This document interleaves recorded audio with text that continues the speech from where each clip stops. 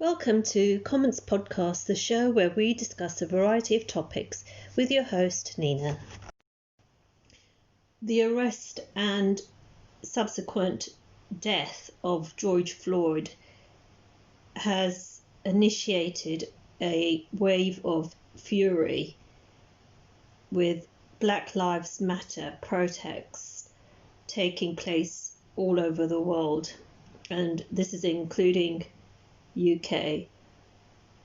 Many of us would have seen the news coverage either on TV or on our social media platforms, the viral video which showed very graphically the death of George Floyd, and who was surrounded and outnumbered by the number of police, and his words of warning stipulating that he was unable to breathe, but there was little remorse or empathetic, compassionate action taken by the police to ensure that no further damage was being done. And how many minutes later, obviously they didn't respond to his warning, and he subsequently died. And I remember seeing this particular video and feeling completely disgusted and dismayed that this could happen today, and especially in a country like America. It's just sort of really inconceivable that these acts can still continue. Obviously, we don't have all the full facts of the scenario because there is a pending trial, and charges have been relayed as well. However, this has, I think, the public consternation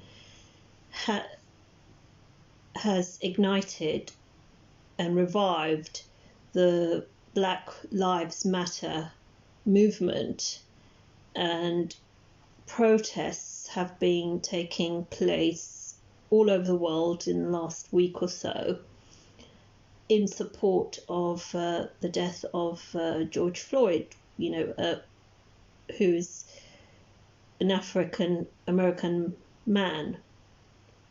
And I think it's just that it was such a visual portrayal of the injustice that he experienced, and whether that was because he was a black man or whether it was just the actions of overzealous police, well, that is still to be deciphered in the law courts. However, the fact that this has taken place has arisen, as I've mentioned, led to Black Lives Matter protests taking place, as the fury and disgust just escalates. And the protests have been going on in London. Marches and vigils are being held all over the US and internationally, from Berlin to Paris, London, Seoul in South Korea, so all over the world. And as many, especially young people, stand in solidarity with George Floyd, and this passionate response has obviously been ignited because he died in police custody in Minneapolis, and I believe there have been a high number of deaths of Black African Americans, and whilst in police custody, and this is just another one which has been captured on video and had an enormous impact worldwide.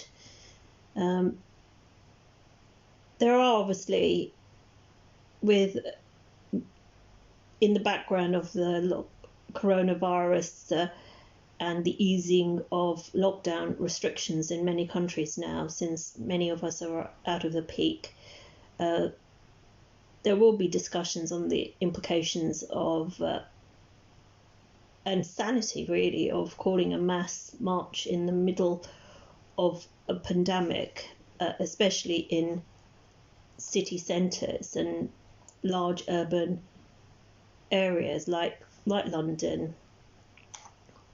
There is a certain amount of discord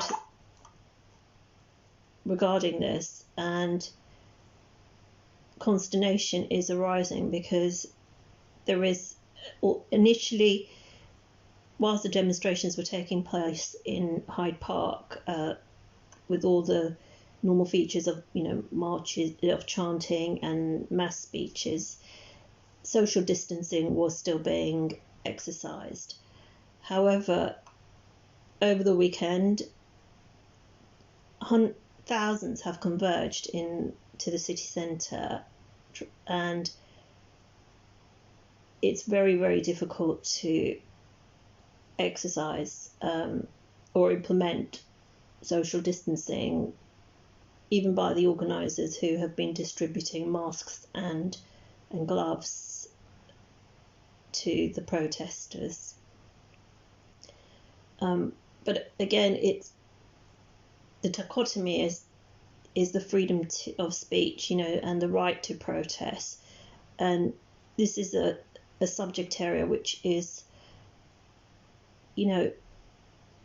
especially for younger generations, they're very vocal now in expressing and demonstrating against, in support of victims of racial violence, whether it's in the US or any country. And so there are a lot of people who will sympathise with the protesters,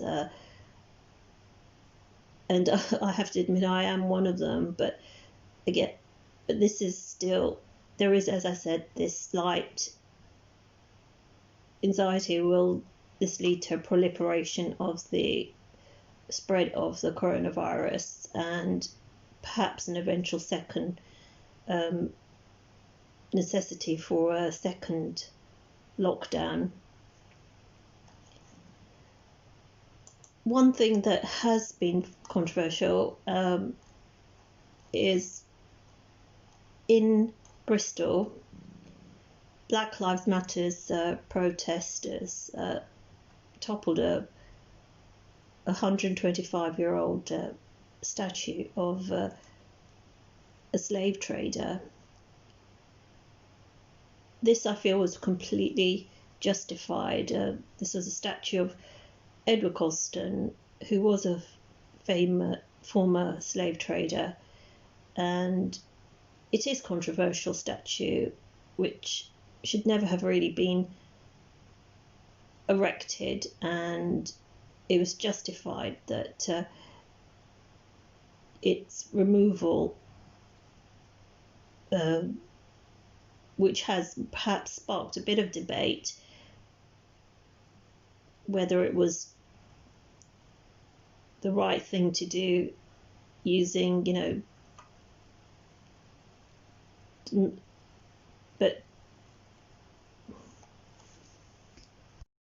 despite the ban on mass gatherings, we have seen thousands continue to assemble in London over the weekend, and this has led to an escalation of violence towards police officers, many who have also had to be hospitalised due to the injuries sustained.